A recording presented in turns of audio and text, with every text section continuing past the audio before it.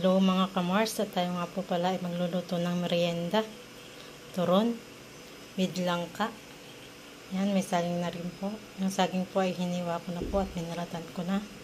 At hinati ko po sa apat yung isang peraso.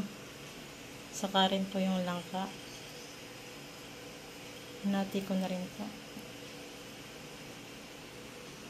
Ayan, asukal din po tayo. Saka yung wrapper. Saka po yung wrapper natin gagamitin pagbabalot ng saging. At may nakahanda na rin po dito ng tubig. Magsisimula na po tayo magbalot ng saging. Mga kamars, ayan. Samahan niyo ako sa pagbabalot.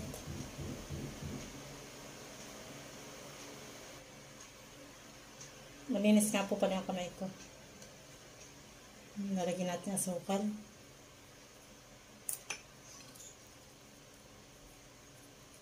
Saka natin ibabalot sa wrapper.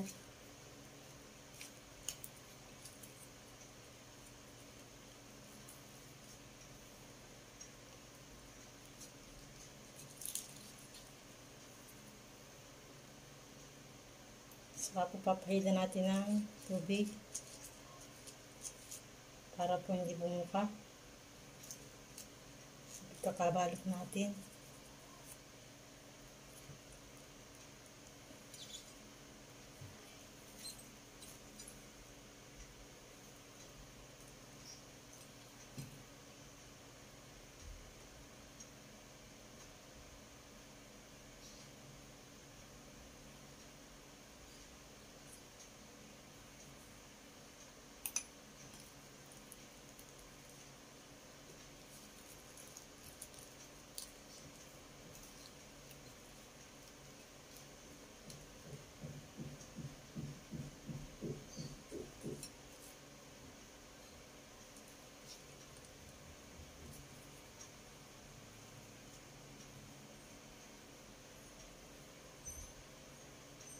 Yan lang po ang gagawin.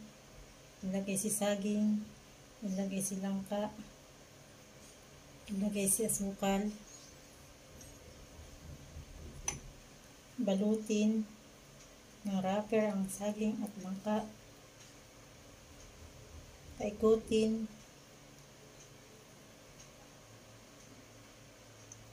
pahidan ng tubig, paikutin ulit. Mga kamars, yan. At balot na siya.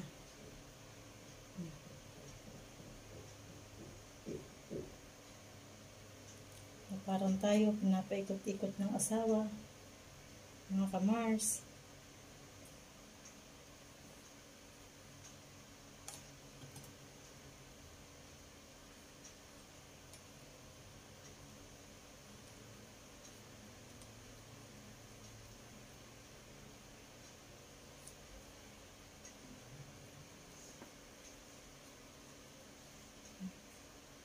Ang piyot ng mini turon.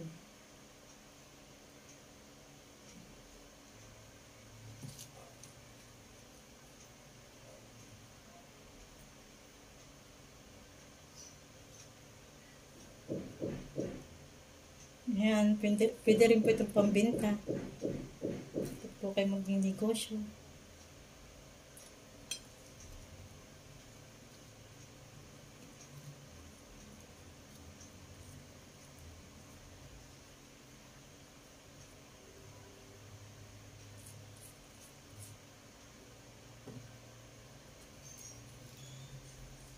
Kwatro po ang isa nito.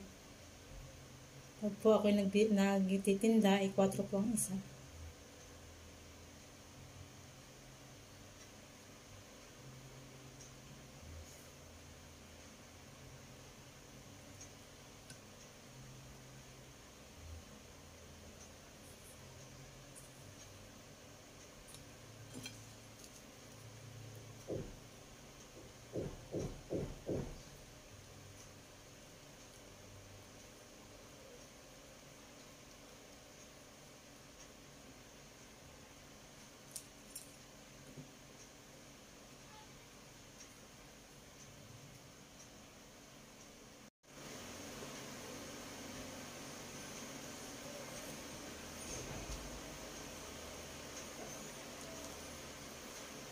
Ayan.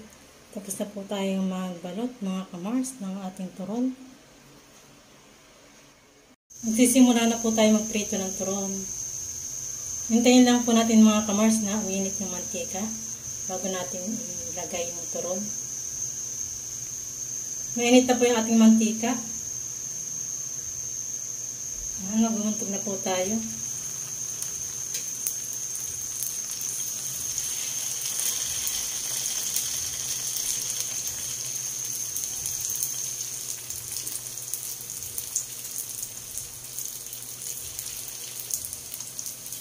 Ayan, magpiprito lang po tayo ng kaunti. Pag po ito malamig ay hindi na po masarap. Hindi na po malutong.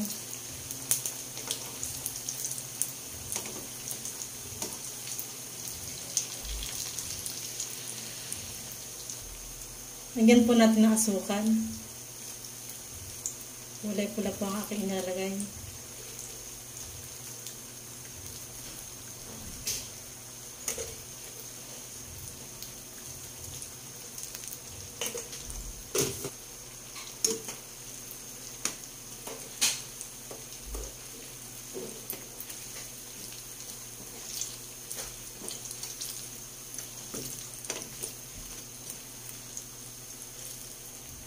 Ayan, hintayin lang po natin matuna yung asukal para po kumapit dito sa ating turon.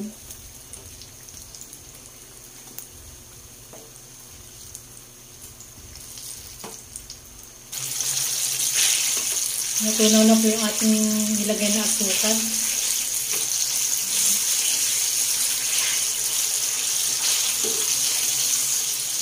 Ayan, sarap na ito mga kamars. Tunaw na yung asukal.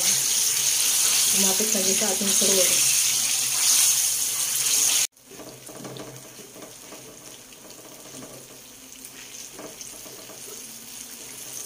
Ayan, at luto na po ang ating turon. Nakuhuli na po natin.